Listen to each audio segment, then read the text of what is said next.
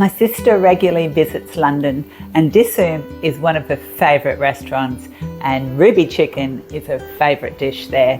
She purchased their cookbook and shared the recipe with me, and I've made it a few times now, and it's one of the most delicious curries I've tasted in a long time. It is a really rich dish.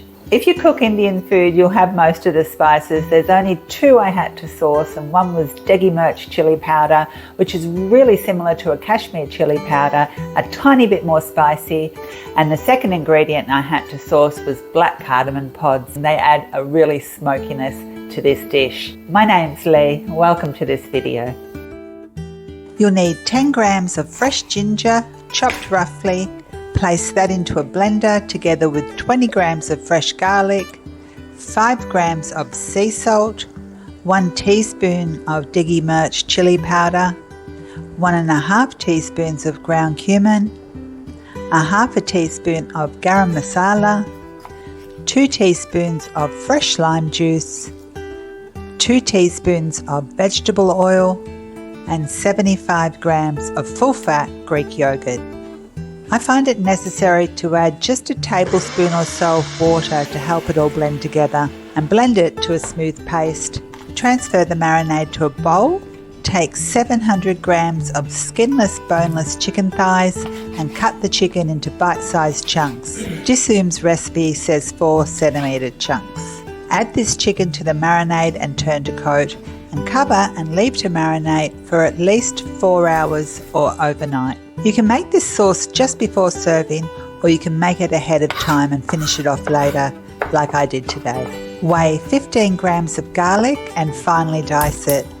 You'll need 175 ml of vegetable oil, and I realise that's a lot of oil. I thought the same, but this is the recipe and it is a rich curry. Warm a large heavy base saucepan over a medium-high heat and add the oil. Toss in the chopped garlic and fry until a light golden brown colour and slightly crispy. Remove with a slotted spoon and drain on kitchen paper and set aside. Weigh another 20 grams of garlic and 20 grams of fresh ginger, and either using a microplane or a pestle and mortar, grate or pound until a fine paste is achieved. Weigh 800 grams of fresh tomatoes, chopped roughly, and using the blender, blitz the chopped tomatoes to a fine consistency and then set them aside. The recipe calls for 1/2 teaspoon of fresh dill fronds, which I happen to have in the depths of my herb drawer. Chop finely and set aside. You'll need 6 green cardamom pods and 2 black cardamom pods. I like to cut the cardamom open a little in order to release their full flavour. You'll also need 2 cinnamon sticks and 2 bay leaves. Place the saucepan containing the oil back over a medium-high heat and add the bay leaves, green and black cardamom pods and the cinnamon sticks. Let them crackle for a minute or so, stirring regularly. Turn the heat down and add the garlic and ginger paste and cook for a few minutes, allowing the paste to brown but not burn. Add the tomatoes, 2 teaspoons of fine salt and 1.5 teaspoons of the Deggi Mirch Chilli Powder to the pan. Bring to a rapid simmer and cook until reduced by half, stirring regularly so that it doesn't catch on the bottom, and this should take about 30 minutes. Add 30 grams of butter and simmer for a further 5 minutes.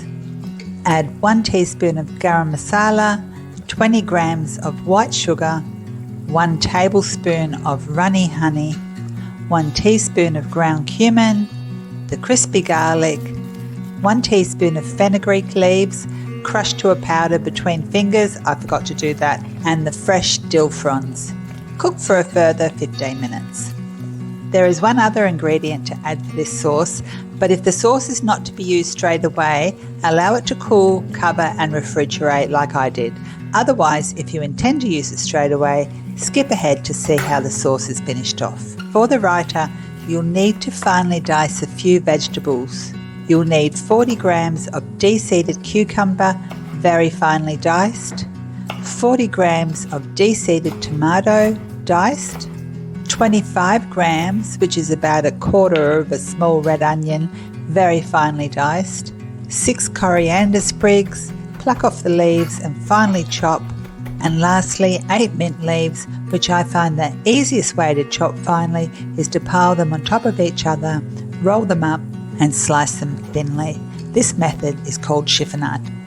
Put 250 grams of full-fat Greek yogurt, which is a cup, into a bowl with 50 ml of cold water, a half a teaspoon of fine sea salt and a quarter of a teaspoon of caster sugar. Mix until the yogurt is loosened up and combine well. Add the coriander, mint, red onion, tomato and cucumber and stir until evenly combined. Cover and leave to stand for at least 20 minutes, ideally a couple of hours in the fridge, in order to let the flavours infuse into the yogurt. Take 2 to 3 pinches of cumin seeds and place in a hot dry pan until they crackle. Then crush the seeds using a pestle and mortar, and this is to sprinkle on top of the raita just before serving. I find to get a nice colour and a bit of char on the chicken, the easiest way to do this is to take a large tray, line it with aluminium foil for easy cleanup and place a wire rack on top. Place the marinated chicken on the rack, brush with either a bit of melted butter or melted ghee and grill for between 8 to 10 minutes until cooked through and nicely charred. Warm a large saucepan over a medium-low heat, add the Makhani sauce and 50 ml of cream. Then before adding the grilled chicken, remove as many of the whole spices as possible. Then add the grilled chicken and simmer it gently for about 10 minutes. Ladle the ruby chicken into a serving bowl, garnish with sprigs of coriander and matchstick-sized fresh ginger. Dishoom also garnish it with 1 tablespoon of pomegranate seeds, but where I live, a pomegranate will set you back $10. Serve with a bowl of steamed rice on the side and the raita, sprinkling over some of the toasted ground cumin. If I have any leftover cucumber or tomato, I also like to garnish the raita with this. And there you have it, not difficult but a bit time consuming. If you make this, set aside a couple of hours. There's a few other recipes that sound so delicious in the cookbook, and let me know if you'd like me to make another one. Thanks so much for watching. See you again soon.